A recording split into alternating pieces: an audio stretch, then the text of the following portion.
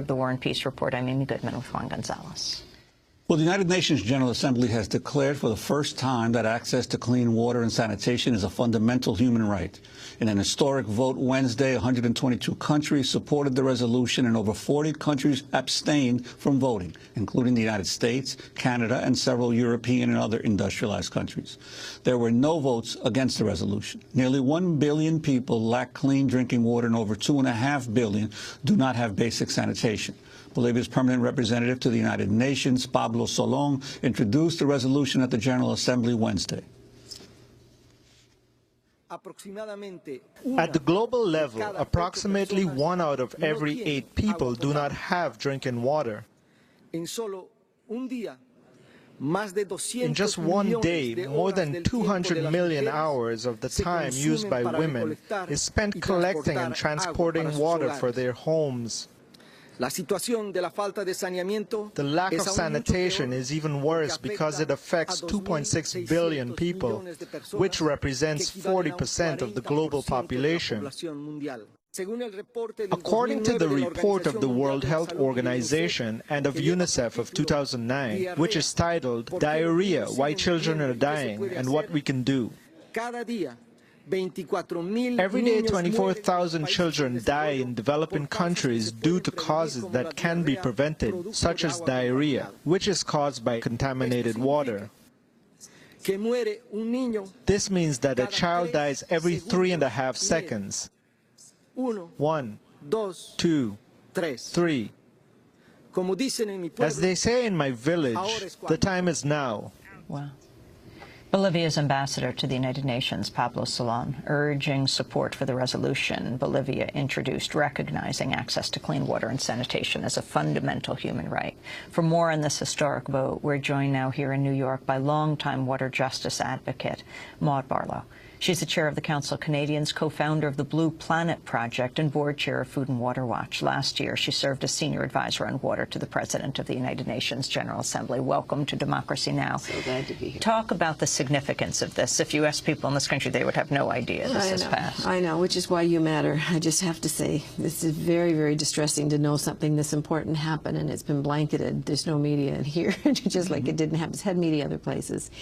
There has been no human right to water. It wasn't included in the 1948 Declaration of Human Rights, and then more recently, when people have realized it needed to happen, there were very powerful forces against it. Powerful countries, powerful corporate interests, and so on. But Ambassador Solon and a number of developing countries decided that they were going to move this, countries from the global south, that they were going to move this through, and they just tabled it a month ago, and yesterday at the vote at the United Nations, they won. Not one country had the guts to stand against them, even though lots of them wanted to do it. And basically, for the first time, the United Nations General Assembly debated the right to water and sanitation. It's very important both were included, and acknowledged and recognized the right of every human being on earth to water and sanitation. And this matters because, as you know, because we've talked so many times, we are a planet running out of water. Brand new World Bank study says that the demand is going to exceed supply by 40% in 20 years. It's just a phenomenal statement. And the human suffering behind that is just unbelievable. And what this did was basically say that the United Nations has decided it's not going to let huge populations leave them behind as this crisis unfolds, that the new priority is to be given to these populations without water and sanitation. And the countries that abstained, could you talk about, did any of them talk about why they were not voting yes, or did they just remain quiet? The usual gang. It was the United States and Canada, not the European Union, the United Kingdom. Some of the European countries voted to abstain. Some were wonderful. Australia, New Zealand. So it was all of the Anglophone, neoliberal, bought into this whole agenda that everything's to be commodified countries who are able to continue to supply clean water to their citizens, which makes it doubly appalling that they would deny the right to water to the billions of people who are suffering right now. They use procedural language about this and that. There's another process in Geneva with the Human Rights Council, which we support, and they use the excuse that we have to wait for that.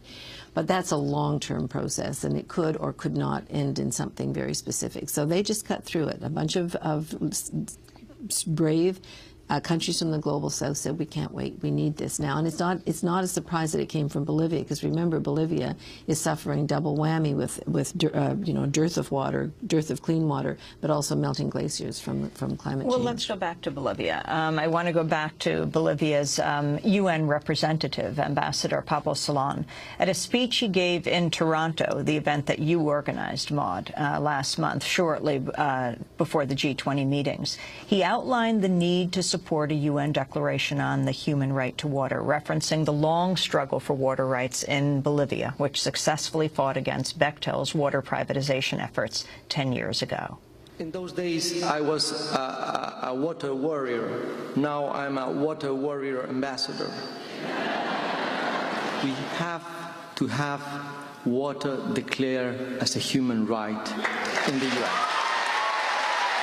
It is not possible to see that we have declared in the UN food, the right to food, the right to health, the right to education, the right to shelter, the right to development, but not the right to water. And we all know that without water, we can't live. So nobody can argue that it's not a basic and fundamental and universal human right. But even though, until now, it's not recognized as a human right. So we have presented 2 weeks ago a draft resolution so that this coming month, in July, we expect to have a vote in the General Assembly of the United Nations. And we want to see which countries are going to vote against that resolution.